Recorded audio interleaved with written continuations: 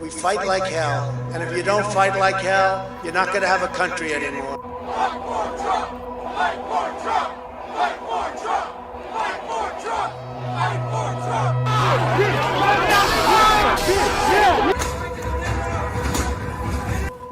We'll pause. Protesters are in the building. Thank you. They broke the glass. Everybody stay down. Get down.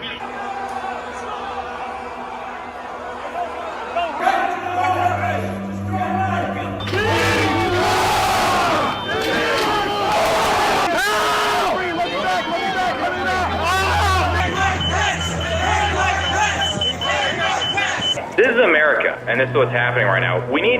The president needs to call it off.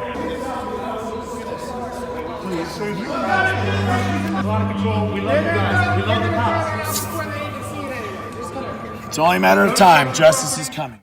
Hello everyone, it's Queen B and I'm back to you with another video. This video pertains to the recent events surrounding the twice impeached one-term grifter Donald Trump and one of his right-hand men, Steve Bannon, and the 1-6 committee findings. Before I go any further, I would like to acknowledge the Capitol police officers from Brian Sicknick, who died on 1-6, and the officers that died months following the 1-6 attack that include Gunther, Hashida, Howard Liebengood, Kyle DeFreytag, and Jeffery Smith. I will leave in the comments in the description below pertaining to mental health organizations and hotlinks. So let's get into it. As it pertains to the twice impeached one-term grifter Donald Trump's right-hand man, Steve Bannon, a judge has sentenced Steve Bannon to 4 months in prison. Now it's the white privilege for me, as he was sentenced for defying the 1-6 committee's subpoena, and he has to pay a $6,500 fine. This is the same man that stated one day before the domestic terrorist attack that all hell is going to break loose. If you or I made that type of blanket statement one day before seeing our legislative branch being violated for the world to see, which caused a national breach of security, we would be in prison right now. And it's not what you know, but who you know, and the financial backing you will have when you are in support of an attempted coup and white supremacy. Now you will watch this brief clip by the 1-6 committee, and I will be back with more commentary. Twice on January 5th. The first conversation they had lasted for 11 minutes. Listen to what Mr. Bannon said that day after the first call he had with the president. All hell is going to break loose tomorrow. It's all converging, and now we're on, as they say, the point of attack, right? The point of attack tomorrow. I'll tell you this. It's not going to happen like you think it's going to happen, okay? It's going to be quite extraordinarily different. And all I can say is strap in. It's giving conspiracy. It's giving an attempted coup in front of the American people and in front of the world. As it pertains to the twice impeached one-term grifter Donald Trump, it has been confirmed by multiple outlets that the 1-6 committee has formally issued a subpoena on Donald Trump. In part, they stated Trump personally orchestrated to overturn the 2020 presidential election and obstruct the peaceful transition of power. Now, the 1-6 committee has until the end of this term to complete its findings, while Donald Trump has to make an appearance by next month. Will Trump appear? That's for Trump and his legal team to decide. In a statement that I will read in part by the Trump team, we will review and analyze it and will respond as appropriate to this unprecedented action. Again, the twice impeached one-term grifter will try to run out the clock, in my point of view, but anything goes when Trump wants to be the center of attention.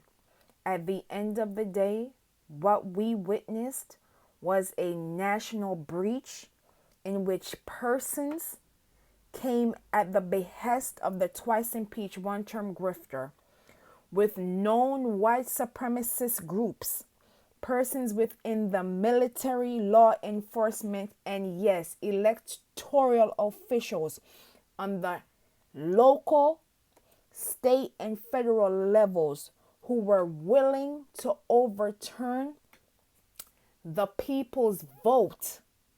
We even had a SCOTUS's spouse who was willing to overturn the will of the people. Now you will watch two brief news clips. One as it pertains to the official subpoena for Trump, and the other by current House Speaker Nancy Pelosi, and I will be back with more commentary. Lauren and Elliot, good to be with you both. Well, part of that subpoena reads that members feel as if they have overwhelming evidence that shows that the former president not only orchestrated but was also involved with the multi-pronged effort to try to overturn the 2020 presidential election. And so now they are calling on him to testify under oath. We have yet to hear from the former president on whether he is willing to do so, but they're calling on him to do so by November 14th. Now, part of that testimony, they're also requesting documents that would also include personal communications between the former president and any members of Congress, perhaps even extremist groups as well. Of course, this is coming today, where we also saw the former advisor to the president, Steve Bannon, gets sentenced to 4 months in prison for his not wanting to be involved with this January 6th committee in terms of cooperating. And so a lot of things happening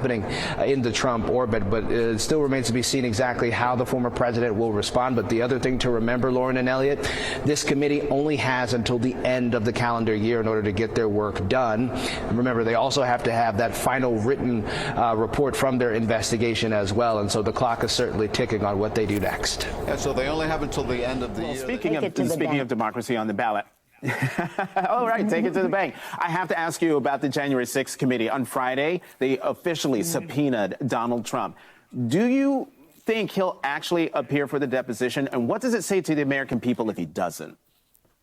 I don't think he's man enough to show up. I'm sorry, Madam Speaker. I literally could not hear what you said. I said, you asked me if I thought he was going to show up. And I said, I don't think he's man enough to show up. I don't think his lawyers will want him to show up because he has to testify under oath. But I don't think he'll show up. I don't think he's man enough. We'll see. We'll see if he's man enough to show up. And the public should make a judgment. No one is above the law. If we believe that, then they should make a judgment about how he responds to that request. And if he doesn't respond to that request, what should the American people take from that? I should take that he thinks that he is above the law. Whatever actions the committee may take is up to them. I've kept my distance from their decision-making.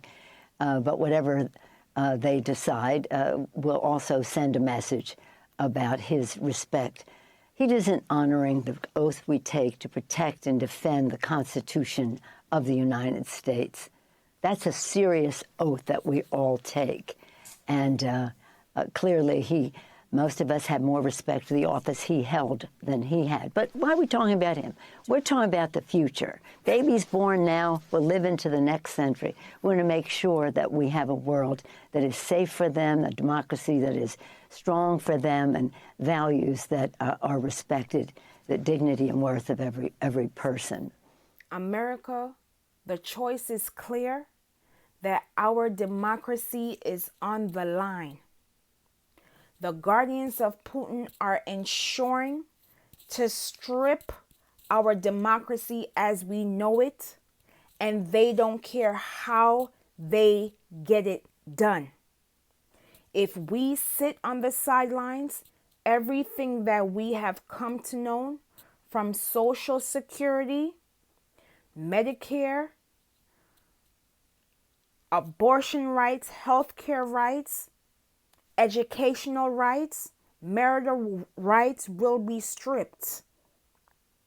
Please ensure that you are registered to vote.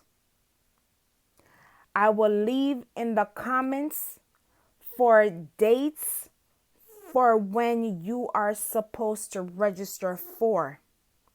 If your state allows early voting, please take advantage. If your state allows absentee ballot voting, please take advantage. Know your location, because elections have consequences. Elections matter. Please be safe out here, and I will see you in the next video.